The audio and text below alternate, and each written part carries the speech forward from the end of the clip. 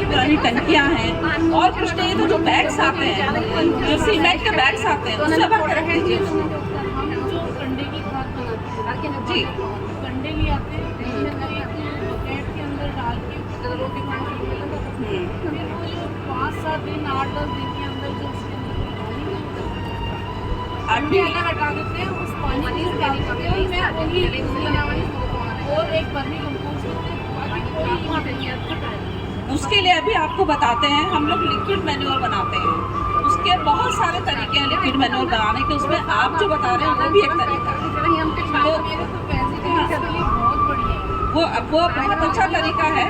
अभी उसमें 3-4 तरीके से और हम लिक्विड मैन्योर बनाते हैं, वो भी आपको बताएंगे। तो जो आजकल आप ज़्यादातर देखते हैं ना, आप उसको 15 दिन में ये डाल दो, 15 दिन में वो डाल दो, जब किसी भी चीज़ की कोई ज़रूरत नहीं है। दूसरा ये हम YouTube से देखते हैं और हम उसको आँख बंद करके यूज़ करते हैं, हम अपना दिमाग नहीं लगाते हैं। इसमें क्या होता है, YouTube वाले ने किस वेदर कंडीशन को लेके, किस जहाँ से उसने बनाया है, उसने किस वहाँ सॉइल मिक्स क्या है, या वहाँ की मिट्टी कैसी है, या वहाँ का कंडीशन कैसा है, उसने उसके हिसाब से बनाया है। तो आपके यहाँ की वेदर कंडीशन अलग है, यहाँ की सॉइल अलग है, यहाँ का सब कुछ अलग है, और आप आँख बंद करके उसको यूज़ करने लग जाते हैं, तो वो उतना असर नहीं दिखता, और कई बार तो असर क्या नुकसान होता है। तो इसलिए हम एक बेसिक चीज़ पहले सीखेंगे कि पौधों को क्या चाहिए, कितना चाहिए, किस तरह से चाहिए। अगर आपको छोटी सी चीज़ है, अगर आपको पानी देने की टेक्निक आ जाए तो आप 75% गार्डनिंग सीख लें। अगर केवल आप पानी देने की टेक्निक सीख लें तो हमें पानी देना ही नहीं आता है।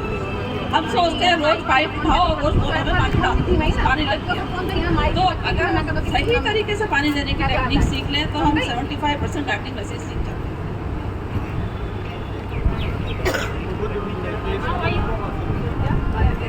हाँ नहीं, अभी सब बता दें।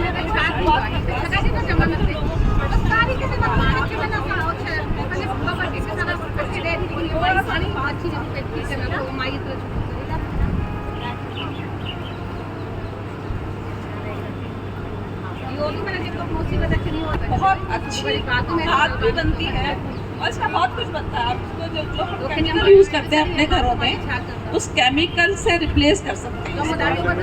तो जैसे आप जितने भी आपके नींबू, संतरा, जो भी साइट्रस फ्रूट्स हैं, अगर आपने 150 ग्राम छिलके लिए तो उसमें आप 50 ग्राम गुड़ ले लीजिए, बिना प्रोसेस वाला जो ब्लैक गुड़ आता है वो ले लीजिए, और गुड़ का 10 गुना पानी। अगर 50 ग्राम गुड़ है तो 500 ग्राम पानी ले लीजिए उसमें, और इसको एक बॉटल में भर के, कौन बॉटल को भरेंगे हम, पूरी नहीं भरेंगे, बॉटल में भर के ढक्कन बंद करके रख दीजिए, और 2-4 दिन में बाद थोड़ा सा ढक्कन को हल्का सा खोल दीजिए कि उसमें गैस बन जाती है, तो आपकी बॉटल किसी दिन फट जाएगी। और उसको पड़े रहने दीजिए, 15 दिन 20 दिन पड़े रहने दीजिए, मौसम के हिसाब से। सर्दी है तो हो सकता है महीना 1.5 महीना भी लग जाए। उसके बाद में आप उसको छान लीजिए, छान के इसको आप पानी में मिला के काम ले सकते हैं। जितने भी साइट्रस फ्रूट का हम बना रहे हैं वो सारा आप घर में पोंछा लगाइए, बहुत अच्छा उसकी खुशबू आती है। या आप पौधा पे छिड़क दीजिए, पौधों के ऊपर बहुत अच्छा इफेक्ट करता है। इसी तरह से गुड़ का उसमें कुछ नहीं रहता, सब वो सारा, हाँ, कुछ भी नहीं रहेगा आपको उसमें, और बहुत अच्छी फ्रेगरेंस होती है उसकी, बहुत अच्छी फ्रेगरेंस आती है। आप कपड़े धोते हैं उसमें थोड़ा सा एक ढक्कन डाल दीजिए, आपके कपड़ों में बहुत अच्छी खुशबू आ जाएगी।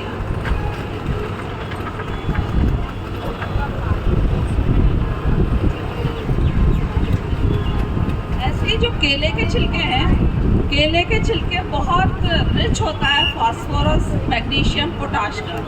आप केले के छिलकों को पानी में भिगो दीजिए, और उसको ज़्यादा दिन भिगोने की ज़रूरत नहीं है। दूसरे दिन उसको थोड़ा सा हाथ से हल्का सा मसल के छान लीजिए, और छान के उसको आप पौधों में 1:10 का रेशियो, अगर 1 मग आपके केले के छिलके का पानी है तो 10 मग उसमें पानी डाल लीजिए। उसको आप पौधों में स्प्रे भी कर सकते हैं और पौधे के अंदर भी डाल सकते हैं। तो आपकी जो फ्लावरिंग प्लांट्स हैं उनमें बहुत अच्छे फ्लावरिंग देंगे वो, और बहुत अच्छी ग्रोथ हो।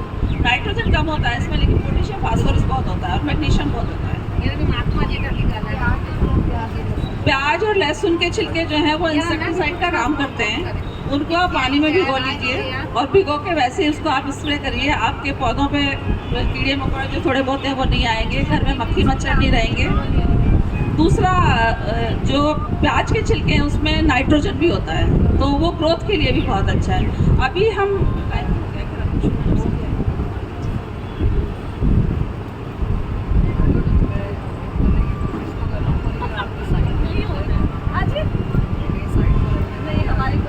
हमारी क्लास आरंभ होने जा रही है। President Jaya Tiwari basic gardening की क्लास करना चाहती है, शुरू कर रही हैं। तो जितने भी लोग बेसिक गार्डनिंग सीखना चाहते हैं और कहीं कहीं अपना कुछ खरीद रहे हैं, प्लीज़ एक बार यहाँ पर आएँ।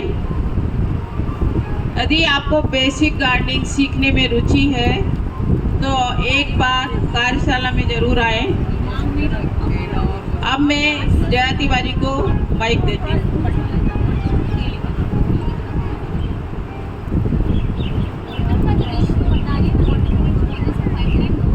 आप सभी का स्वागत है किचन गार्डन एसोसिएशन द्वारा आयोजित गार्डन बाजार में। हमें आप लोगों को देख के बहुत अच्छा लग रहा है, पता नहीं आपको कैसा लग रहा है। तो आज हम बेसिक गार्डनिंग के बारे में सीखते हैं। हालांकि बेसिक गार्डनिंग ऐसा है कि हम एक दिन में नहीं सीख सकते। बेसिक गार्डनिंग तो पूरा गार्डनिंग का एक एनसाइक्लोपीडिया ही है एक तरह से।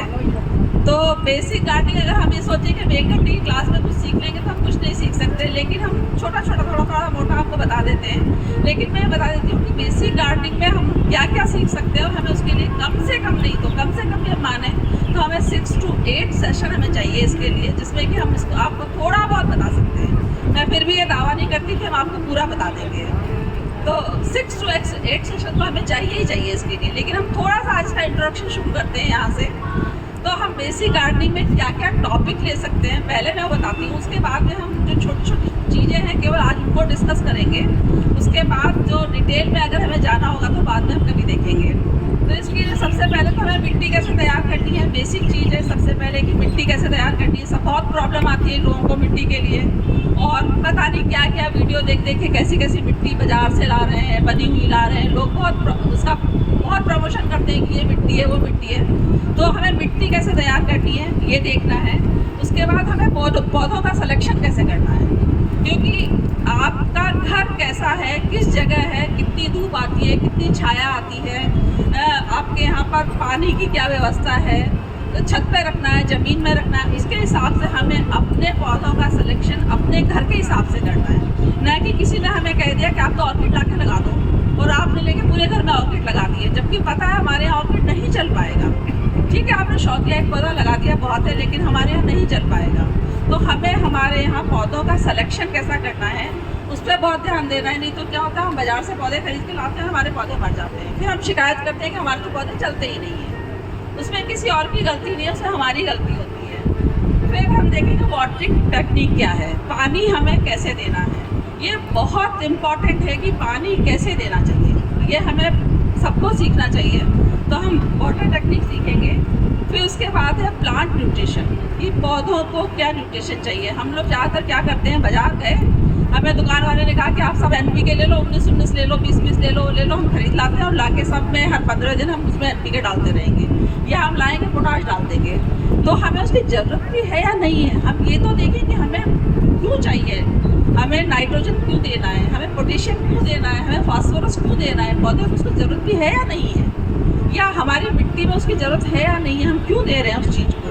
तो हम ये सीखेंगे कि प्लांट्स का न्यूट्रिशन क्या है। फिर गार्डन की प्लानिंग करनी है हमें, कि हमें गार्डन की प्लानिंग कैसे करनी है।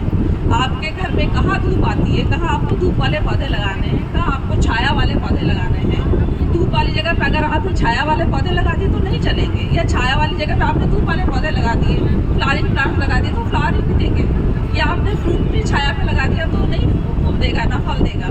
तो हमें ये प्लानिंग करनी है कि हमें हमारे पौधे कैसे लगाने हैं। ये हमारी बेसिक चीज़ें हुई। उसके बाद में हम देखेंगे कि बीज कैसे लगाते हैं। ये भी एक बहुत टेक्निकल मामला है छोटी सी चीज़ की बीज लगाना, लेकिन बहुत टेक्निकल चीज़ है कि हमें बीज कैसे लगाना है। उसके बाद पौधों की प्रूनिंग एंड कटिंग, दोनों अलग अलग चीज़ है। प्रूनिंग कटिंग कैसे करनी है और किस पौधे की करनी है और किसकी नहीं करनी है, ये चीज़ भी हम देखेंगे। फिर है पेस्ट एंड डिजीज़, कि पौधों में जो बीमारियां लगती हैं, ज़्यादातर क्या क्या होता है, हम बाजार से कोई भी दवाई लाए, हमने छिड़क दिया, हमने ये नहीं सोचा कि ये दवा इंसेक्टिसाइड है या ये फंगीसाइड है। हम तो लाए बाजार से, हमने छिड़क दिया, चाहे हमारे पौधे में इंसेक्ट्स लगे हुए, लेकिन हमने लाके फंगीसाइड छिड़क दिया उस पर। फिर हम कहेंगे हमारा पौधा ठीक ही नहीं हो रहा है।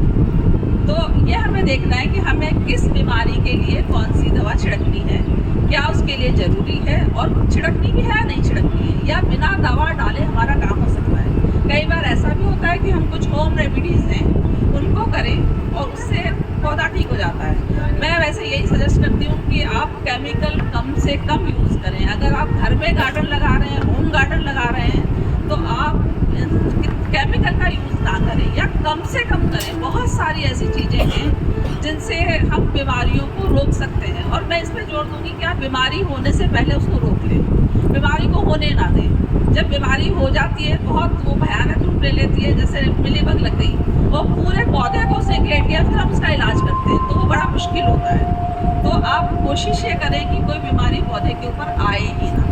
नहीं आएगी तो आपको उस पर केमिकल भी कम से कम छिड़कना पड़ेगा। उसके बाद है कंपोस्टिंग। हमें खाद कब देनी है, कैसे देनी है, कितनी देनी है, हम इस पर विचार करें।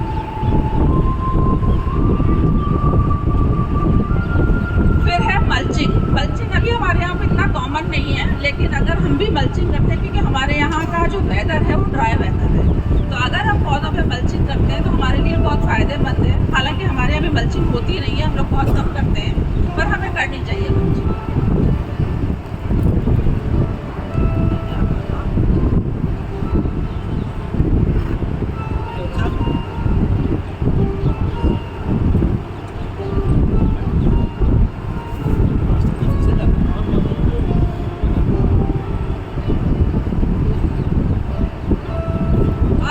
थोड़ा सा बेसिक ये देख लेते हैं कि पौधे को क्या क्या चाहिए होता है।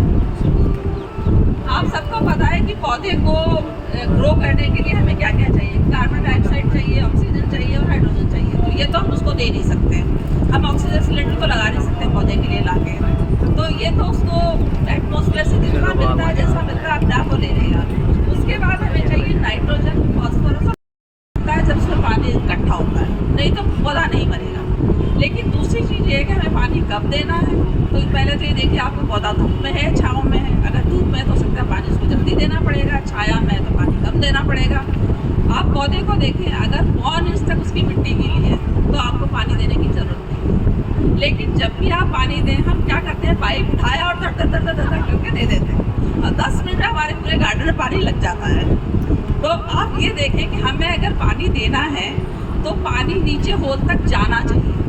मैं ये नहीं कहती कि पानी होल से निकल जाना चाहिए, वो भी ज़्यादा नहीं करना चाहिए क्योंकि सारे न्यूट्रिएंट बह जाते हैं। तो कोशिश ये करें कि सारा पानी निकले, लेकिन पानी नीचे तक जाना चाहिए।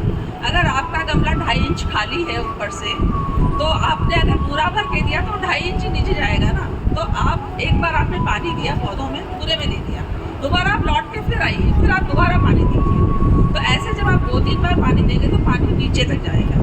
और अगर 1.5 इंच, 1 से 1.5 इंच तक मिट्टी गीली है तो आपको पानी देने की ज़रूरत नहीं है। और जब भी पानी दें, अगर थोड़ा सा पत्तों पे पानी स्प्रे करेंगे तो उनको बहुत अच्छा लगता है, क्योंकि उसके ऊपर मिट्टी लग जाती है, उससे उसके जो पोर्स होते हैं वो बंद हो जाते हैं, तो उनको सांस लेने में प्रॉब्लम। तो अगर आप पौधों पर नहलाएंगे तो उन्हें बहुत अच्छा लगेगा। तो आप कोशिश करें कि पौधों को स्प्रे जरूर करें ताकि वो साफ़ हो जाए। अपने हाथ से करें, आपका प्यार मिलेगा तो अच्छे फूलेंगे, बढ़ेंगे। पौधे बहुत पहचानते हैं कि हमें कौन कैसे रख रहा है, मालिक हमें पाल रहा है या हमें कोई खुद अपनी हाथ से प्यार से पाल रहा है। पौधे बहुत पहचानते हैं। तो पानी आप इस तरह से दें, और बहुत ज़्यादा रोज पानी देने की कोई ज़रूरत नहीं होती है पौधों में। आप जैसी आदत डाल देंगे पौधा वैसा ही मांगेगा। अगर आप पौधे को 2 टाइम पानी देने की आदत डालेंगे तो 2 टाइम पानी मांगेगा। अगर आप 4 टाइम देने की डाल दो 4 टाइम मांगेगा। ये आपके ऊपर डिपेंड करता है कि आप पानी कैसे देते हैं। मैं तो गर्मी में भी 1 दिन छोड़ के 1 दिन पानी देती हूँ पौधों को, ज़रूरत ही नहीं है। आप दें तो पूरा भर के दें, गमला नीचे तक गीला होना चाहिए। फिर पौधे की वैसी आदत हो जाती है कि वो उसी तरह से पानी लेगा। जैसे एडिनियम को कहते हैं कि ज़्यादा पानी दिया तो गल जाएगा, लेकिन नहीं गलेगा। अभी पूरी इतनी बरसात हुई है, मेरे तो एडिनियम ऊपर छत पे रखे हुए, एक भी नहीं गला। क्योंकि उनकी सॉइल ऐसी है कि पानी गया और नीचे निकल गया, पानी उसमें इकट्ठा नहीं हो रहा है। उसकी सॉइल आप इस तरह से कम से कम 50% बजरी डालिए उसमें। उसके बाद आप सॉइल बनाइए तो आपका पौधा बहुत अच्छा चलेगा, क्योंकि जितनी पोरस सॉइल होगी उसकी रूट्स उतनी उसमें फैलेंगी अंदर, जितनी रूट्स फैलेंगी पौधा उतना हेल्दी होगा और उतना ही वो न्यूट्रिएंट को एब्जॉर्ब करेगा। तो हमेशा सॉइल बहुत वेल ड्रेन्ड सॉइल होनी चाहिए, उससे पौधा बहुत अच्छा चलेगा। अब हम थोड़ा सा ये देख लेते हैं कि प्लांट प्रोपगेशन कैसे होता है, पौधों को कैसे मल्टीप्लाई करते हैं, क्योंकि हर पौधे को मल्टीप्लाई करने का कुछ तरीका अलग होता है। तो अभी हम कुछ पौधों के बारे में देख लेते हैं। फिर काफ़ी लोग तो यहाँ किचन गार्डन के मेंबर ही हैं, जो मेंबर नहीं है मेंबर बने तो हम उनको बाकी तकनीक सिखाएंगे। हाँ जी, क्या? हाँ हाँ, करीब ज़्यादातर प्लांट्स के लिए, क्योंकि वेट सॉइल तो होनी ही चाहिए। हाँ, पोरस तो होनी ही चाहिए सॉइल। फिर बाकी आप जो कंपोजिशन है ना, आप खाद का और उसका बदल सकते हैं, लेकिन सॉइल तो वेल ड्रेन्ड बहुत जरूरी है, सारे पौधों के लिए जरूरी है। कुछ एक आध पौधों को छोड़ दीजिए जिसमें चिकनी मिट्टी में चल जाते हैं, बाकी तो सब पौधों के लिए वेल ड्रेन्ड सॉइल चाहिए। तो अब हम आते हैं प्लांट प्रोपगेशन पे। प्लांट प्रोपगेशन बहुत सारे तरीक़ों से होता है। सीड से भी हम पौधे लगाते हैं। सीड से पौधे लगाने का एक बेसिक रूल है छोटा सा, कि आपका जितना बड़ा बीज है उसके बराबर मिट्टी उसके ऊपर आनी चाहिए, उससे ज़्यादा मिट्टी उसके ऊपर नहीं आनी चाहिए। अब आपका मान लीजिए छोटे छोटे पेंसी का बीज है, किसी का बीज है, तो उसको आप कैसे नापेंगे कि भाई इसके बीज में तो इतना ही बड़ा है, इतनी मिट्टी में ऊपर डालूँ, कैसे करूँ? तो इतने छोटे बीज को लगाने के लिए आप उसको बजरी में मिला लीजिए या मिट्टी में मिला लीजिए, राख में मिला लीजिए, उसके बाद उसको फैला के ऊपर से मिट्टी को रख दीजिए और हल्का सा स्प्रे कर दीजिए। और बड़ा बीज है तो उतनी ही मिट्टी उसके ऊपर आनी चाहिए, इससे ज़्यादा मिट्टी नहीं आनी चाहिए। जितना बड़ा बीज है उससे ज़्यादा मिट्टी उसके ऊपर नहीं होनी चाहिए।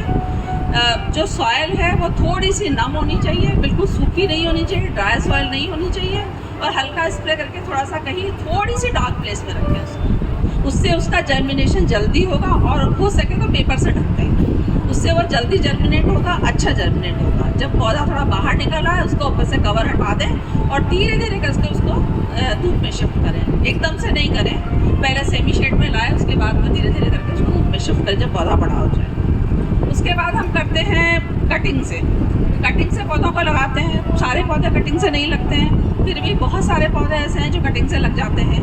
जैसे कोलियस है, ये पौधा है तो इसको हम कटिंग से लगा सकते हैं। कुछ पौधे होते हैं जो हार्ड कटिंग से लगते हैं और कुछ होते हैं जो सॉफ्ट होते हैं। अब ये जैसे इसकी सॉफ्ट कटिंग है, इसको तो आप जो इसकी सॉफ्ट टहनी है इसको तोड़ के ऐसे ही कहीं भी दबा दोगे, हल्का सा पानी दे दोगे, छाया में रख दोगे तो ये चल जाएगा। इसमें इसकी हार्ड टहनी की ज़रूरत नहीं है। हम जो हार्ड कटिंग्स होती है उसमें हम लोग रूट हार्मोन लगाते हैं। कई बार रूट हार्मोन नहीं लगा, आप सिनेमन लगा सकते हैं, आप शहद लगा सकते हैं, वो भी रूट हार्मोन का काम करते हैं, तो वो लगा के उससे भी लगा सकते हैं और ये पौधे सब चल जाते हैं। तो ये जितने भी सॉफ्ट कटिंग वाले पौधे हैं उनको तो आप टहनी तोड़िए और वो लग जाएंगे। ये है जैसे ये भी सॉफ्ट कटिंग है, ये भी लग जाएगा। क्लेंचू है, आपको सबको पता होगा अभी विंटर में फ्लावर्स देगा ये। क्लेंचू में डबल भी आता है, सिंगल भी, वेरीगेटेड भी आता है, सब आता है, ये भी कटिंग से लग जाएगा। फिर है कुछ नीचे से जो पौधे इसके निकलते हैं, इनको हम अलग करके सकर्स से लगा सकते हैं। अब जैसे ये पौधा है, इसमें जब भी आप लगाएंगे तो ये नीचे से बहुत सारे पौधे आ जाएंगे। आप इसको निकालिए, इसमें छोटी छोटी गांठें होती हैं, तो ये सब एक एक आप अलग करिए, ये उससे आप इसको लगा दीजिए, लग जाएगा।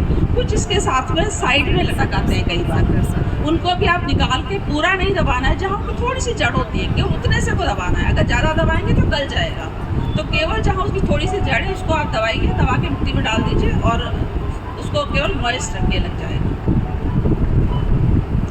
ये पौधा है, ये वाटर प्लांट है, इसको तो कुछ भी नहीं करना, ले जाके पानी में डाल दीजिए, अब अपने आप बढ़ता रहेगा और अपने आप मल्टीप्लाई होता रहेगा। इसके साइड से बच्चे निकलते रहते हैं और वो पूरा पॉट भर जाता है। ये है सेंसिवेरिया, आप सब जानते हैं, आजकल तो यूट्यूब ने गूगल ने इसको सबको बहुत फेमस कर रखा है, बहुत ही हाई डिमांडिंग पौधा है।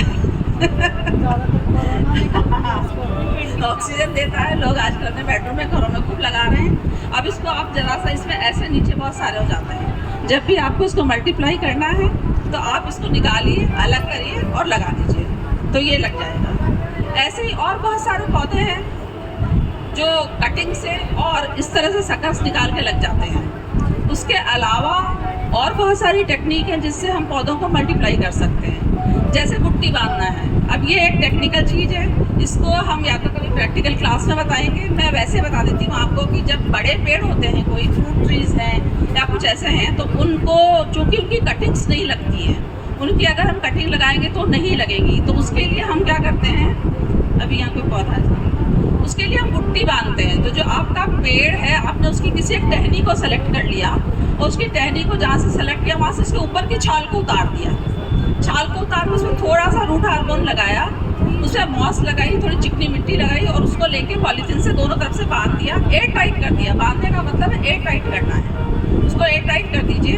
तो वहाँ से अपने आप करीब 20-25 दिन में, महीने भर में जड़ें निकल आएंगी और आपको पॉलीथीन में दिखने लग जाएंगी वो जड़ें। जब जड़ें निकल जाएं तब आप उसको मेन ब्रांच से काट लीजिए और मेन ब्रांच से काट के आप उसको कहीं भी मिट्टी में गमले में लगा दीजिए। तो आपका नया पौधा तैयार हो जाएगा और मैच्योर काट तैयार हो। इनसे जो हम लगाते हैं वो छोटे पौधे तैयार होते हैं। उससे आपका जितनी मोटी आपकी ब्रांच है, उतना मोटा उतना बड़ा मैच्योर प्लांट आपका तैयार हो जाएगा। अब इसके अलावा मैं आपको कुछ तो मैन्योर बनाना बताती हूँ जो कि बहुत ज़रूरी है। आप लोग हमेशा खुद खाद बाजार से खरीद के लाते हैं, तो हम कुछ मैन्योर बनाते हैं जो घर पे आपके काम आएगी। एक तो हम पहले लिक्विड मैन्योर पे आते हैं, जो आप घर में भी बना सकते हैं, अपने छोटे से बर्तन में भी बना सकते हैं, बड़े में भी बना सकते हैं, जैसे आप बनाना चाहें। छोटे से मटके से लेके और बड़ी टंकी तक में बना सकते हैं। तो हम कई तरह से लिक्विड मैन्योर बनाते हैं। पहले हम बनाते हैं गोबर वाली। तो आप जैसे मैं एक मटके का रेशियो लेती हूँ, जैसे हमारे पास ये मटका है, अगर हमें इसमें लिक्विड मैन्योर बनानी है तो हम इसमें करीब इतना एक गमला भर के, ये मान लीजिए, गीला गोबर डालेंगे। गीला फ्रेश गोबर होना चाहिए, आप ये नोट कर लीजिए, फ्रेश गोबर होना चाहिए, वो इसमें डाल देंगे। इसमें थोड़ा सा अगर आप डालें तो नीम खली डाल सकते हैं, नहीं डालें तब भी चलेगा। और इसको हम कौन पानी से भर देंगे और एक मुट्ठी इसमें हम 1-2 मुट्ठी हम इसमें राख डाल देंगे, जो कि पोटाश का काम करती है, पोटाश देती है। तो राख डाल देंगे, उसको डाल के इसको हम पानी से भर देंगे। पूरा नहीं भरेंगे, पौन भरेंगे और इसको ऊपर ढक्कन लगा के और इसको रख देंगे। उसके बाद इसको हम थोड़ा थोड़ा हिलाते रहेंगे। 5-7 दिन में एक लकड़ी ले लेंगे, उस लकड़ी से हम इसको हिलाते रहेंगे। मौसम के ऊपर डिपेंड करता है, अगर गर्मी है तो 15-20 दिन में बन जाएगी, सर्दी है तो हो सकता है महीना-1.5 महीना लग जाए। ये खाद आपकी तैयार हो जाएगी। जब खाद तैयार होगी तो इसमें स्मेल नहीं होगी। इसका तैयार होने का आपको ये लगेगा थोड़ी सी ब्राउनिश होगी, येलो ब्राउनिश हो जाएगी और उसका चाय की पत्ती का कलर हो जाएगा और दूसरा स्मेल नहीं होगी। फिर आप इसको छान लीजिए किसी मोटी छलनी से या किसी से भी छान लीजिए। अगर नहीं छाने तो आप ऊपर से उतार लीजिए। उसके बाद इसको हमें जब यूज़ करना है, बहुत इम्पॉर्टेंट है, नहीं तो आप कहेंगे हमें वर्कशॉप में बताया था और हमारा पौधा जल गया। इसलिए आप बिल्कुल नोट कर लीजिए इसको कि आपको इसको 1:10 के रेशियो में यूज़ करना है। आप 1 मग खाद लेंगे, 1 मग ये लिक्विड लेंगे और उसमें कम से कम 10 लीटर पानी डालेंगे। 10 लीटर, 1 मग में 1 लीटर में 10 लीटर पानी डालना है। कभी भी डायरेक्ट यूज़ नहीं करना है, आपका पौधा जल जाएगा, आपका पौधा मर जाएगा। बहुत इम्पॉर्टेंट चीज़ है, इसको हमेशा ध्यान रखेंगे। उसके बाद हम गमलों में 1-1 मग डालेंगे और जब भी डालेंगे तो गमला बिल्कुल सूखा नहीं होना चाहिए, उसमें थोड़ी सी नमी होनी चाहिए। थोड़ी सी नमी में हम इसको डालेंगे और उसके बाद उसको पूरा पानी पिला देंगे अच्छे से। तो ये आप हर 15 दिन में रिपीट कर सकते हैं, लेकिन आपको रिपीट कब करना है, आपको ग्रोइंग पीरियड में डालना है। आप जब भी पौधा डॉर्मेंसी में है उस वक्त आप कोई खाद नहीं डालेंगे। कोई भी पौधा जब डॉर्मेंसी में होता है वो पूरा सोया हुआ होता है, उसको कुछ खाना पानी नहीं चाहिए, पानी कम कर देंगे बिल्कुल, और खाद उसको बिल्कुल भी नहीं देंगे। जब पौधे का ग्रोइंग पीरियड आएगा, आपको पता चल जाएगा, उसमें पत्तियाँ आने लगेंगी, उसका कलर बदलने लगेगा, तो वो अपने आप डिमांड करेगा। उस वक्त आप इसको खाद डालेंगे और लिक्विड मैन्योर आप फिर हर 15 दिन में दे सकते हैं। इसमें 3 बार रिपीट कर सकते हैं। तो लिक्विड मैन्योर एक पहला तरीका हुआ। दूसरा तरीका हम लिक्विड मैन्योर का है कि आप जो, अगर आप सोचें कि हमें तो गोबर नहीं मिलता, हम क्या करें, तो जो सूखे कंडे होते हैं, जैसा कि अभी ये बता रहे थे मैडम कि सूखे कंडे से हम बनाते हैं, वो भी बहुत अच्छा तरीका है। आप सूखे कंडे को पानी में भिगो दीजिए और उसका जो ऊपर का पानी है उसको आप यूज़ कर सकते हैं।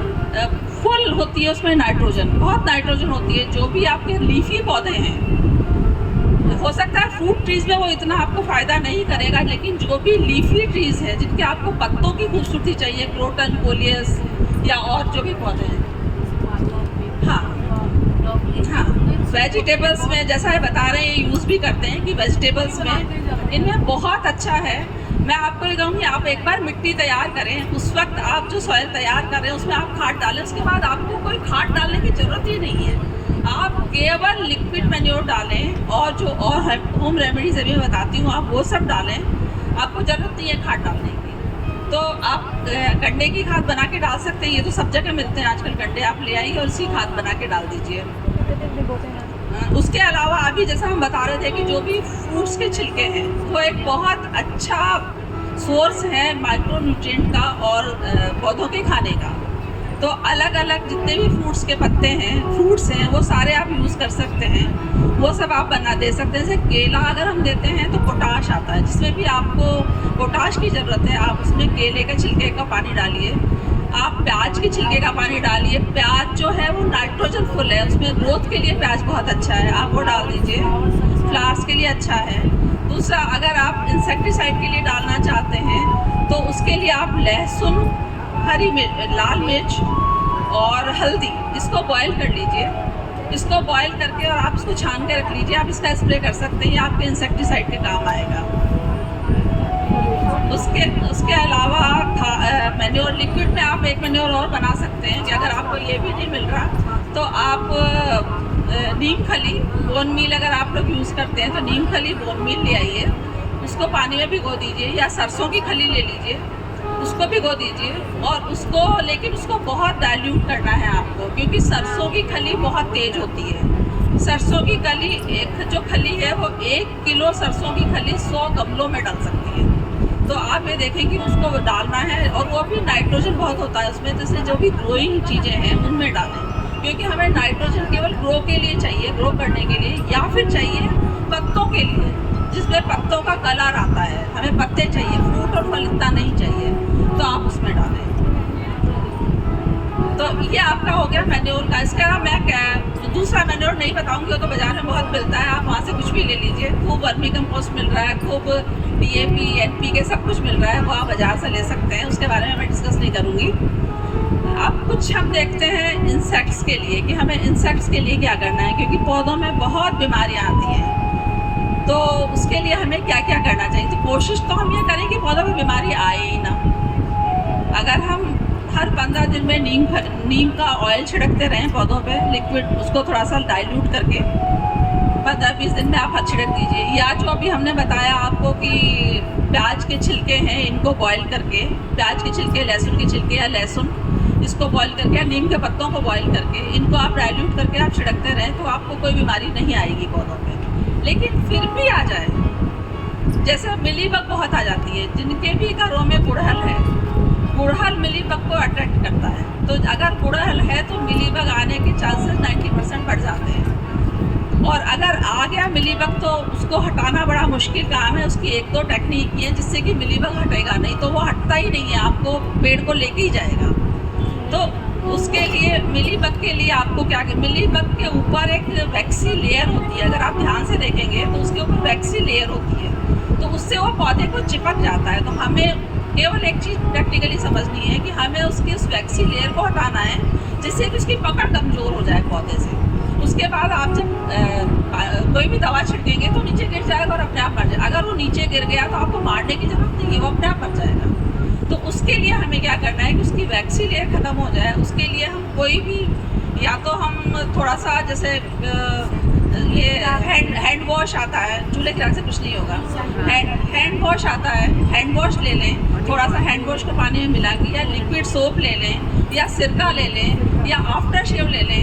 इनको थोड़ा सा अगर हम पहले स्प्रे कर दें उस पर, और उसके बाद हम स्प्रे करने के बाद उसकी पकड़ ढीली हो जाती है, फिर हम पानी की तेज़ बौछार चला दें तो वो अपने आप नीचे गिर जाएगा। और इस चीज़ को, इस रेमेडी को हम कई बार रिपीट करें, 2-4 बार। जब वो नीचे गिर जाएगा वो चल नहीं सकता है, वो वहीं मर जाएगा।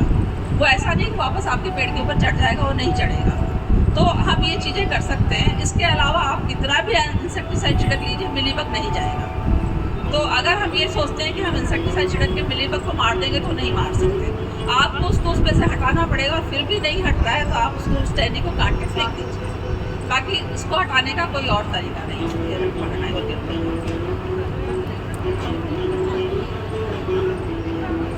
उसके अलावा इंसेक्ट्स के लिए जैसा मैंने आपको बताया कि आप एक लहसुन का, हरी मिर्च, लाल मिर्च का और हल्दी का ये बॉयल करके और रख लें आप। उसके बाद आप उसको स्प्रे करते रहें तो आपके इंसेक्ट्स नहीं आएंगे। दूसरा, अजवाइन ले लें, 100 ग्राम अजवाइन लिया, उसको 1 लीटर पानी में डाल लीजिए और उसको बॉयल कर लीजिए। खूब अच्छे से इतना बॉयल करें कि वो आधा रह जाए। उसके बाद उसको छान के रख लें, उसको लिक्विड करके उसको आप पौधों पे स्प्रे करते रहें। ये फंगीसाइड से भी बचाता है, पौधों में फंगस भी नहीं आएगी। तो 1:10 का रेशियो रखना है हमें। अगर आप छोटी बॉटल में कर रहे हैं तो आप 2 चम्मच डालिए उसमें और उस बॉटल को 1 लीटर की बॉटल को भर लीजिए, उससे स्प्रे कर दीजिए। और अच्छे से स्प्रे, जब भी हम स्प्रे करते हैं तो हम ज़्यादातर क्या करते हैं कि हम पौधों पे स्प्रे करते हैं और जल्दी जल्दी ऊपर कर दिया, लेकिन ज़्यादातर इंसेक्ट्स पत्तों के नीचे होते हैं। तो आपको हमेशा पत्ते के नीचे से स्प्रे करना होगा, तभी आपका उसमें से जो इंसेक्ट्स हैं वो जाएंगे, नहीं तो नहीं जाएंगे। इसके अलावा फंगस लगती है पौधों में। फंगस के लिए भी आप ये अजवाइन का पानी यूज़ कर सकते हैं। वैसे बाज़ार में बेविस्टिन आता है और बहुत सारी चीज़ें आती हैं बाज़ार में, बहुत कुछ मिल जाएगा, तो आप वो भी लगा सकते हैं। वो उसका स्प्रे कर सकते हैं, उसको जड़ों में डाल सकते हैं। जैसे अभी एडेनियम में फंगस का बहुत डर रहता है। एडेनियम में अगर आपके थोड़ी भी वाटर लॉगिंग है या आपने पानी ज़्यादा डाल दिया तो उसमें फंगस आ जाती है और नीचे से गलना शुरू हो जाता है। उसके बाद उसको काटना ही पड़ता है आपको।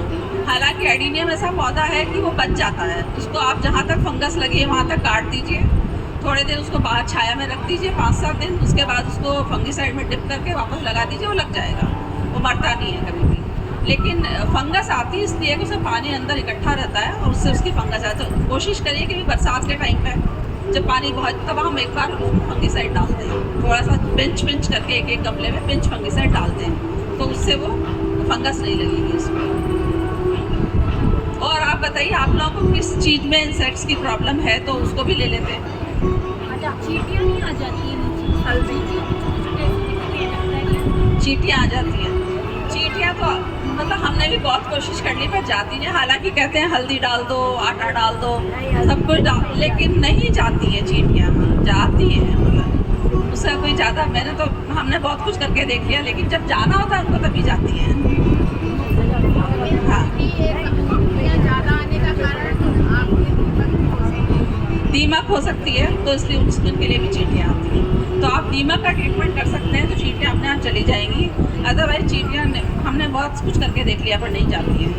दूसरा, एक आप छाछ डाल सकते हैं। छाछ बहुत अच्छा एक मैन्योरिंग भी करता है और इंसेक्टिसाइड के लिए भी करता है, फंगीसाइड भी है, सब कुछ है, सब में डाल सकते हैं छाछ। लेकिन छाछ को डालने के लिए आपको 1 लीटर छाछ अगर है तो उसको कम से कम 10 लीटर पानी में डालना पड़ेगा, क्योंकि ज़्यादा गाढ़ी हम नहीं डाल सकते, उसको बहुत डाइल्यूट करके डालना है। उसका आप स्प्रे भी कर सकते हैं, उसको आप जड़ों में भी डाल सकते हैं, तो दोनों तरह से यूज़ कर सकते हैं।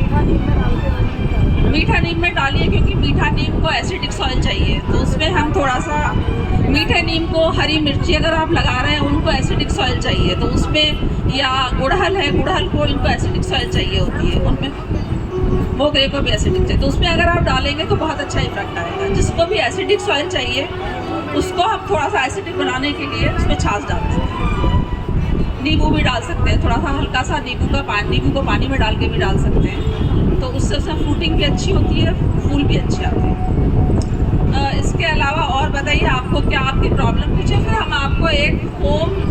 हाँ जी,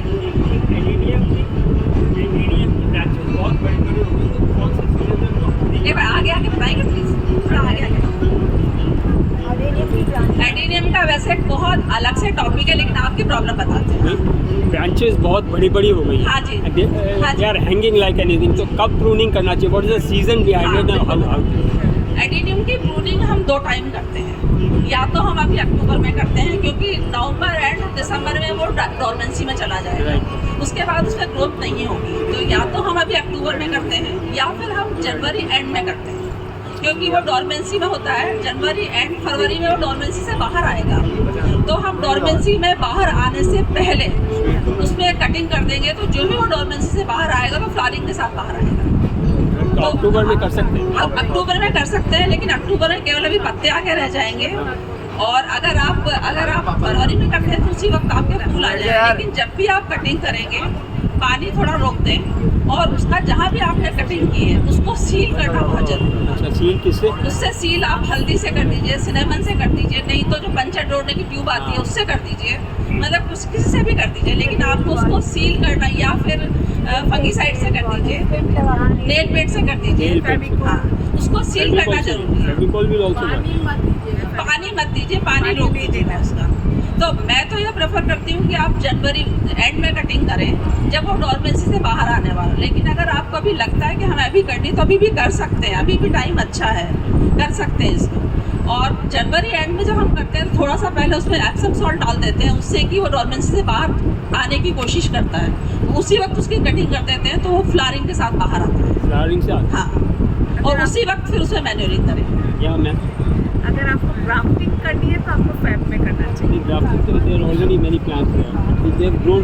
कटिंग को, हाँ, अगर हमने कटिंग की है और हम उसको लगाना चाहते हैं, एडिनियम की कटिंग भी लग जाती है, तो अगर हम उसको लगाना चाहते हैं उसको 1-2 दिन थोड़ा सा छाया में रखते हैं ताकि उसमें जो सैप होता है वो सूख जाए। उसके बाद हम उसको थोड़ा सा रूट हार्मोन लगा के और उसको हम जब बच्ची में लगाते हैं। पानी बहुत ज़्यादा नहीं देना है, नहीं तो गल जाएगा। एक बार हल्का सा स्प्रे किया, फिर उसको छाँव में रखते हैं थोड़ा सा, वो अपने आप उसमें फूटन आ जाएगी। जब फूटन आ जाएगी तब उसको आप अलग अलग और सीड से भी लग जाएगा। सीड से भी लग जाएगा। सीड से लगाने के लिए इसका ये रूल है कि जब भी आपका एडिनियम में सीड आया, सीड पूरा पका हुआ होना चाहिए। वो आपको पता है, आप पानी में डाल के देख लीजिए, अगर पानी में आपने डाला और फूल गया है थोड़ा, तो इसका मतलब वो आपका सीड लगाने लायक है। वैसे भी अगर थोड़ा सा उसको भिगो के लगाते हैं तो बहुत अच्छा जर्मिनेशन होता है। उसको केवल कोकोपीट में लगाइए, कोकोपीट भिगो के अच्छा सा उसका पानी निकाल दीजिए एक आध बार, उसमें आप उसको लगाइए। और बेस्ट तरीका है कि जब भी आपका बीज पका है उसके 15 से 20 दिन से महीने भर के अंदर उसको लगा दीजिए। अभी लगा दें? लगा दीजिए, नहीं तो मैंने तो रख दिया उसको, नहीं तो उसका जर्मिनेशन कम हो जाता है, फिर बहुत कम जर्मिनेट होता है। तो आप जब भी आपका बीज पका है, आप उसके बाद में उसको विंटर को छोड़ के, हालांकि विंटर में बीज पकता नहीं है, विंटर में फली भी आती है तो बीज कच्चा कच्चा रह जाता है। तो बीज पकने के बाद आप 15-20 दिन से महीने भर के अंदर उसको लगा दीजिए। अब एक बार ट्राई कर। उसके बाद उसको आपने कोकोपीट में लगा दिया, चाहे खड़ा लगाए चाहे आड़ा लगाए, कोई फर्क नहीं पड़ता है, कैसे भी लगा दीजिए। हाँ, ऊपर से कोकोपीट डाल दीजिए, पानी का स्प्रे करिए और उसको पेपर से ढक के छाया में रख दीजिए। उसके बाद जो ही आपका जर्मिनेशन होगा, पौधा थोड़ा बड़ा होगा, धीरे धीरे उसको धूप में शिफ्ट कर दीजिए। Thank you. लगाया तो उसका चार्ज खत्म हो जाता है। हाँ हाँ जी।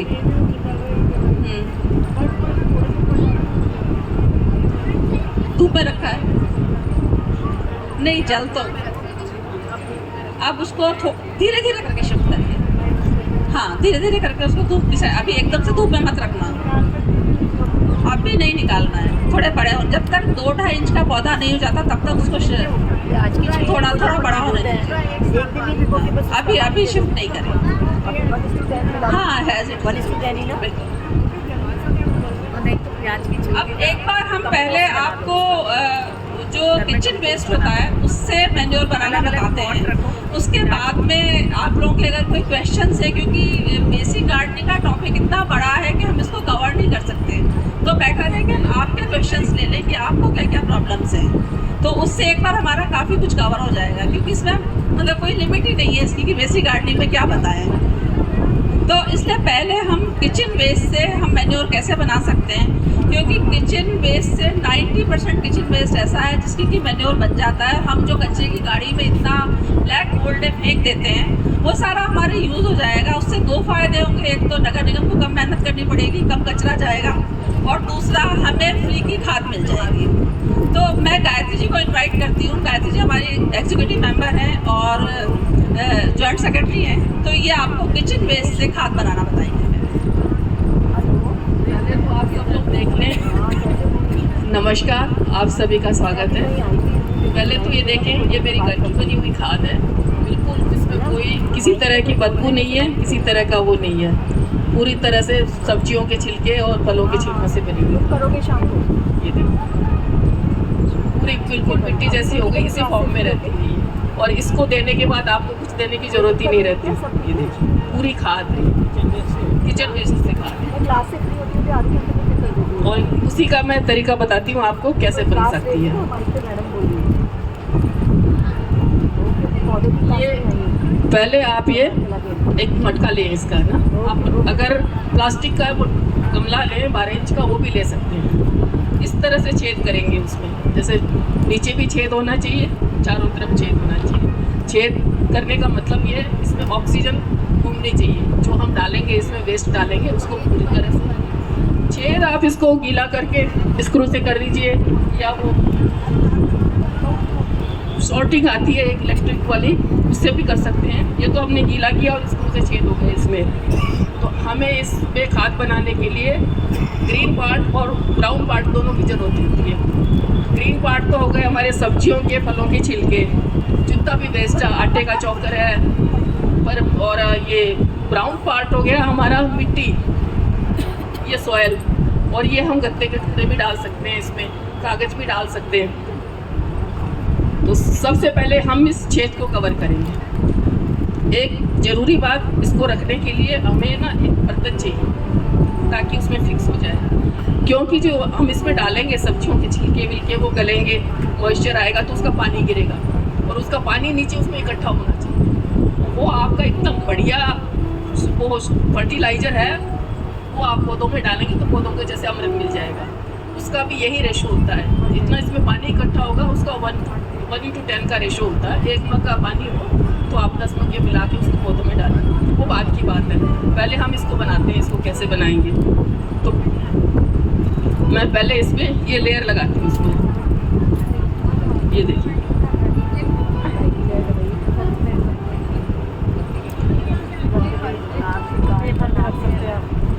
ये नहीं, ये गत्ते के कार्डबोर्ड के टुकड़े हैं, ये मैं इसमें डाल रही हूँ। एक लेयर मैंने इसकी लगा दी, इसमें लगाई। इसमें थोड़ी सी कंपोस्टिंग की ज़रूरत होती है उसको तैयार माइक्रो बनाने के लिए।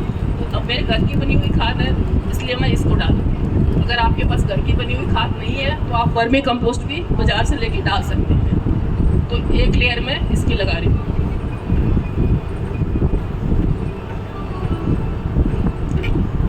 अब इसके बाद मैं इसमें छिलके डालना शुरू करूँगी।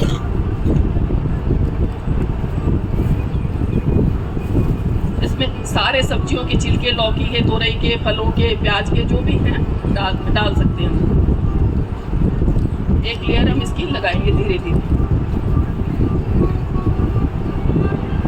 और ये आप जितने बारीक बारीक काट के डालेंगे ना, अपनी खाद भी जल्दी तैयार होगी, क्योंकि उसको डिकम्पोस्ट होने में टाइम लगता है। इसमें आप फूलों को भी डाल सकते हैं, जैसे माला के जो फूल बचते हैं वो भी डाल सकते हैं। क्या चीज़ें जो नहीं डाल सकते ना? आप पका हुआ खाना फूड नहीं डाल सकते इसमें, जैसे बची हुई दाल, सब्जियां, वो कुछ नहीं डालेंगे इसमें। ये देखिए, अब इसके ऊपर हम एक मिट्टी की लेयर लगाएंगे। ये मिट्टी की लेयर लगा दी हमने इसके ऊपर।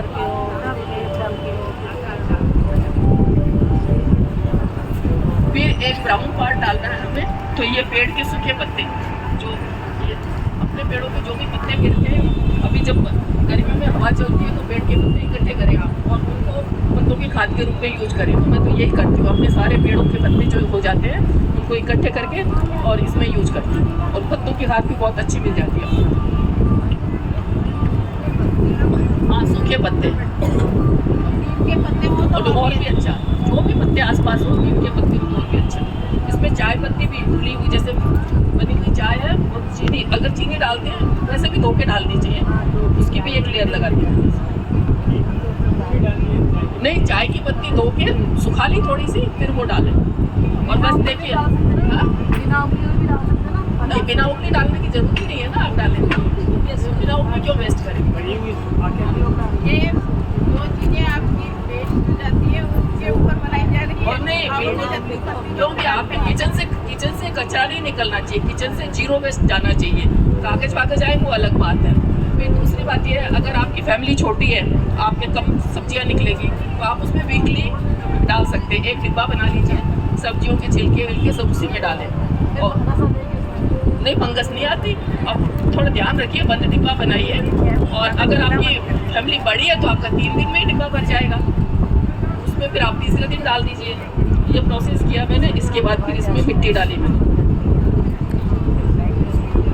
इसी प्रोसेस को इसको रिपीट करना है ना। और जब भी अगर आपको भी कभी ये सूखा लगता है तो इसमें आप थोड़ा सा पानी डाल सकते हैं, थोड़ा सा पानी। फिर वो उसको पानी जैसे अपने छींटा मारते हैं ना, ऐसे उसको डाल सकते हैं। पानी की छाछ भी डाल सकते हैं, उससे भी बहुत अच्छा रिजल्ट आएगा। और वो जो पानी है वो नीचे इकट्ठा होगा। और कभी ज़्यादा लगा, जैसे कोई ज़्यादा मॉइस्चर हो गया इसमें, तो आप इसमें मिट्टी की लेयर लगा दें, थोड़ी सी मिट्टी डाल दें ऊपर से, जैसे ये मिट्टी की लेयर डाल दें।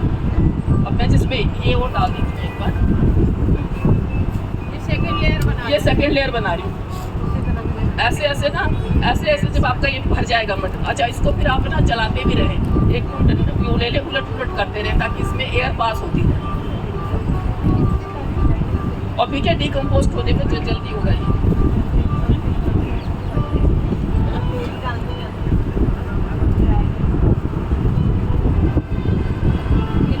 हमें इसमें ना दोनों चीज़ चाहिए, कार्बन भी चाहिए और ऑक्सीजन भी चाहिए। कार्बन तो हमें इस ब्राउन थिंग से मिल रहा है, ऑक्सीजन हमें इससे पेड़ मिल रही है। और जब ये रोटेट होंगे तो अच्छी तरह से डिकम्पोस्ट हो जाएगा।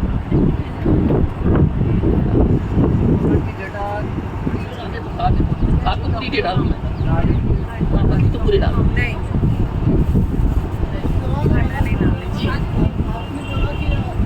बीच बीच में मिक्स करना। हाँ, जब हम इसकी लेयर बना रहे हैं पहले मिक्स करके इसमें क्या नहीं डालना? नहीं, पहली लेयर तो आपने ऐसे ही बनाई, ऐसे डाल दी। ये कंपल्सरी है। हाँ, दूसरी लेयर जब डालने जाएंगे ना, दूसरी लेयर डालने से पहले आप इसको हिला लें।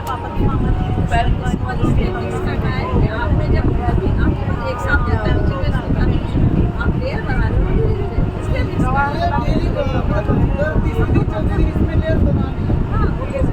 तो आप लेयर, दूसरी लेयर बना, आपने एक लेयर बना ली, अब आप दूसरी लेयर बनाने के लिए उसको डालने आए हैं, तो पहले इसको रोटेट कर लें, ऊपर नीचे कर लें, जैसे अपन फ्राई करते हैं खाद की, वो कर लें। तो फिर उसके बाद सेकेंड लेयर जमाएं। लेयर बनाने का ये मतलब है कि जितना मॉइस्चर आपने पत्ती वो सब्जियों का डाला, उसके ऊपर आपने जब एक सूखी लेयर लगाई तो वो मॉइस्चर सूखी लेयर ने एब्जॉर्ब कर लिया।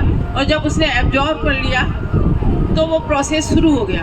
और यदि प्रोसेस शुरू हो जाता है और उसके बाद हम सेकेंड लेयर डालते हैं, तो उसके पहले यदि हम उनको पूरा हिला दें और सेकेंड लेयर डालें तो वो प्रोसेस जल्दी और जल्दी तैयार होने लगता है। इसीलिए हम लेयरिंग कर रहे हैं। बाहर मिक्स करके नहीं डालना। नहीं नहीं, अच्छा, फिर जब ये आपका ये भर जाए, ये पॉट भर जाएगा, जब आपका आप ऐसे 2 पॉट बनाएं आप, तो उसको भी वो थोड़ा गीला गीला रहेगा, सारा डिकम्पोस्ट होता भी नहीं है। आप उसको बाहर निकालें, धूप में सुखाएं, 2-3-4 दिन की धूप लगेगी, फिर उसको छानें। उसको छानने के बाद में ये ऐसा कंपोस्ट मिलेगा आपको। ये करीबन मौसम पे डिपेंड करता है। गर्मियों में तो 2.5 से 3 महीने के अंदर पूरा बन जाता है। और इसको अब छाया में रखना है आपको, ज़्यादा धूप में भी नहीं हो, इतनी 3-4 घंटे 4-5 घंटे की धूप आती रहे काफ़ी है। इसको ढक्कन से ढक के रखिएगा इसको। आप पहली लेयर डालेंगे, उसके बाद आपको 3-4 दिन बाद आप इसको खोल के देखेंगे तो आपको मॉइस्चर पता चल जाएगा। आपने जो ढक्कन ढका हुआ है उसमें मॉइस्चर पता चल जाएगा।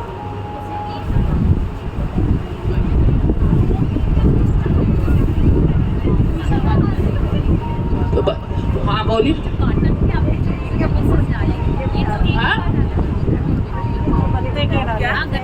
मूंगफली के छिलके भी डाल देते हैं, लेकिन वो ना डिकम्पोस्ट होने में ज़्यादा टाइम लेते हैं। गत्ते की लेयर एक ही बार लगाना है। गत्ते की लेयर नीचे एक ही बार लगा दिए आप, ना ब्राउन थिंग आप डालिए, सूखे पत्ते डालिए, तो मिक्स करेंगे तो वो गत्ते कोई प्रॉब्लम बिल्कुल गल जाएंगे। आप गत्ते की जगह न्यूज़पेपर भी लगा सकते हैं नीचे। वो जब आप उसको घुमाएंगे ना, बिल्कुल आपने देखी ना, खाद बिल्कुल डायरेक्ट हो गई, लगी नहीं, कोई किसी तरह की स्मेल ही नहीं आती।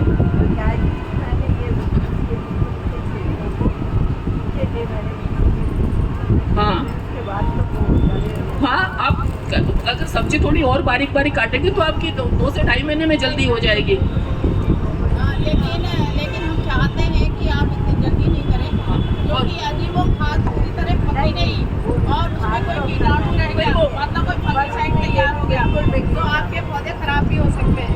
तो जो ड्यूरिंग पीरियड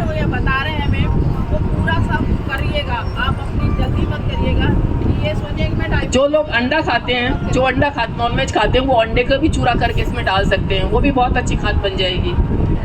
कैल्शियम रिच हो जाएगा उससे। इससे हमें नाइट्रोजन, फास्फोरस, मैग्नीशियम और कैल्शियम सब कुछ मिलता है इससे। इस खाद को अगर आप डालते हैं अपने फ्रूट ट्री में, बहुत अच्छा रिजल्ट मिलेगा आपको फलों की जो क्वालिटी आपकी बहुत अच्छी होगी। जी, एक पौधे में मुट्ठी भर के डालिए एक गमले में। वो तो आप एक बात बता दूं आपको कि जब हम गोबर की खाद डालते हैं तो इसको मिठाई की तरह यूज करिए। जैसे कि आप खाना खाने के बाद एक मिठाई खाना पसंद करते हैं ना, इसी तरह इस खाद को यूज करिए, ज़्यादा मत करिए। हाँ, इसके लेयर लगानी है। जब ये मटका भर जाए, मैंने बताया, बाहर निकालिए आप इसको। निकाल के 90% डिकम्पोस्ट हो जाएगा। आप इसमें छिलके विलके जैसे उठलियाँ नहीं डालें, बारीक बारीक करके चॉप करके डालें। और फिर हाँ, और इसमें जो माइक्रोज पैदा होते हैं बहुत अच्छा रिजल्ट देते हैं। फिर आप उसको छान लें, चलनी से छान के, और फिर आप आपने ये देखिए, अपने खाद देखिए, वो उस खाद में ना करे ना। मैंने एक बार आप सॉल्ट मिक्स बना दिया, सॉल्ट मिक्स तो आपको पहले बनाना नहीं पड़ेगा, बहुत अच्छा बताया ना। उसके बाद जब आप ऊपर से टॉप अप करते हैं तब ये खाद बना। तब आपको और कोई बाजार से घर में दूसरी खाद लाके डालने की जरूरत ही नहीं रहेगी। और इसी को ब्लैक गोल्ड कहते हैं, क्योंकि ये सब अपने उससे बनी हुई है, किचन वेस्ट से, फल सब्जियों से बनी हुई है। केवल ग्रोइंग के लिए। और कुछ क्वेरी इसके बारे में, खाद के बारे में? जैसे आपको फ्लावर्स तो इसके एयर के लिए छेद का जरूर ध्यान रखें। प्लास्टिक में भी बनाए हैं आप, तो उसमें भी छेद होने जरूरी है। और इसका जो नीचे पानी निकलेगा, उसका भी ध्यान रखेंगे। इसका जो पानी निकलेगा, इसको भी मैन्योर की तरह यूज करें। पानी तो बहुत कम निकलेगा ना इसमें, या तो कम निकलेगा ना के बराबर बहुत कम डाल रहे हैं ना। हाँ नहीं, वो तो हम डाल ही नहीं रहे ना, हम तो इसको बस इसका टेक्सचर वो बना रहे हैं उतना गलने के लिए। अगर हमको सूखा लगता है तो थोड़ा पानी डालेंगे, थोड़ा सा नमी रखेंगे, तभी तो गलेगी ना, डिकम्पोस्ट होगी। और अगर ज़्यादा गीला लग रहा है तो थोड़ी मिट्टी की लेयर लगा देंगे, ताकि वो नॉर्मल रहे। अगर वो गत्ते, उसमें पानी की जगह गत्ते के टुकड़े भी डालो, वो एब्जॉर्ब कर लेगा आपके पानी को। हाँ, इसीलिए हमने भी गत्ता खोला कि उसमें पत्ते डाल सकते हैं, सूखे पत्ते का रेशो थोड़ा सा ज़्यादा बढ़ा। और सबसे बेस्ट गार्डन के आपके पत्ते डाले ना, जो पत्ती की खाद होती है, वो सूखे पत्ते, जितना भी सूखा वेस्ट होता है ना गार्डन का, पट्टी कटिंग करते हैं अपन, ये सब करते हैं, वो डालें। और बताएं। थैंक यू गायत्री जी, बहुत बहुत धन्यवाद। आपने हमें तो समझ लीजिए कि हमारा पेड़ अब सोने जा रहा है। कोई सोए हुए आदमी को कुछ नहीं खिलाते। इसी प्रकार किसी भी पेड़ में कोई खाद नहीं डाली जाती है, इस बात का आप ध्यान रखें। कई लोग ये कहते हैं कि अब फल समाप्त हो गया, इसे खाने की ज़रूरत है। ऐसा बिल्कुल नहीं है। आप उस टाइम उस पेड़ की कटाई छटाई करें, अच्छी तरह से धो दें, और ज़्यादातर करें प्रूनिंग कर दें। प्रूनिंग मीन्स पत्ते निकाल दें। बड़े बड़े पेड़ जैसे आम समाप्त होते हैं, तो आम के बाद हम आम के पत्तों को आधा कर देते हैं, जिससे कि उसमें नया फुटाव आए, नई ब्रांचें बने। और जब नई ब्रांच बनती है तो नीचे जड़ों की शक्ति भी बढ़ती है। यदि जड़ों की शक्ति बढ़ती है तो फूल और फल हमको अगले साल ज़्यादा प्राप्त होते हैं। तो आप उस टाइम तो सिर्फ इतना करें कि जितने भी पेड़ हैं आपके, उनको प्रूनिंग कर दें। उनके प्रूनिंग का मीन्स है उनका टिप हटा दें। मैं ये नहीं कह रही कि पेड़ को काट दें, डालियाँ नहीं काटनी है आपको ऊपर से छटाई करनी है, उनके पत्ते हटाने हैं, आधे कर देने हैं, जहाँ तक हमसे हो सके। अब मैं ये भी नहीं कहती कि आपका 20 फीट का पेड़ है तो आप चढ़ जाइए और पत्ते तोड़ दीजिए, ऐसा नहीं है। लेकिन कोशिश करिए कि जितने कम से कम हमारे पत्ते कम हो सके उतने हम पत्ते कम कर दें, और उन्हें पानी दें, लेकिन उनको कोई खाद ना दें। खाद देने का समय है, हम अब हमारे पेड़ पर ये जान लें कि हमारे पेड़ पे फूल कब आने वाले हैं। जैसे सभी पेड़, आम को आपको मालूम है, सभी आम में एक पर्टिकुलर टाइम पर फूल आता है। आपके आम में किस टाइम फूल आता है, उससे 15 दिन पहले आप उसकी अच्छे से गुड़ाई करके चारों तरफ से थाला बना के उसकी मिट्टी बाहर निकाल कर उसे सुखा दें और उसकी जड़ों को हवा लगने दें और आप 15 दिन तक उसके लिए छोड़ दें। उसके बाद में उसमें खाद देनी है आपको। अब यदि आपका पेड़ 20 फीट का है तो आप मान लीजिए आपको उसमें करीबन 50 किलो खाद देनी पड़ेगी और 5 किलो सरसों की खली, क्योंकि उसको फास्फोरस की अति आवश्यकता है। और उसमें आप पोटास के नाम पर राख डाल सकते हैं या आप चाहें तो पोटास भी डाल सकते हैं, क्योंकि उस टाइम कोई फल नहीं लग रहा है। फल अधिक खराब होता है वो पेस्टिसाइड से होता है, ना कि नीचे कोई दवाई डालने से होता है, क्योंकि वो हमारे लिए ज़रूरी है। यदि अभी फंगस लग रही है तो हमें दवाई डालनी ही पड़ेगी। तो इस तरह आप अपना करें। सॉरी, मैंने ज़्यादा टाइम लिया आपका।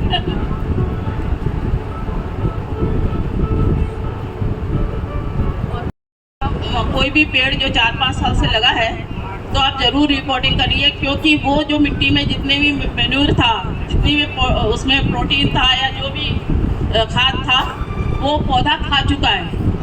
और हम ऊपर से डाल तो रहे हैं लेकिन वो उस तक पहुंच नहीं पाता, इसलिए आप मिट्टी चेंज कर दें। जय जी का बहुत बहुत धन्यवाद और गायत्री जी का बहुत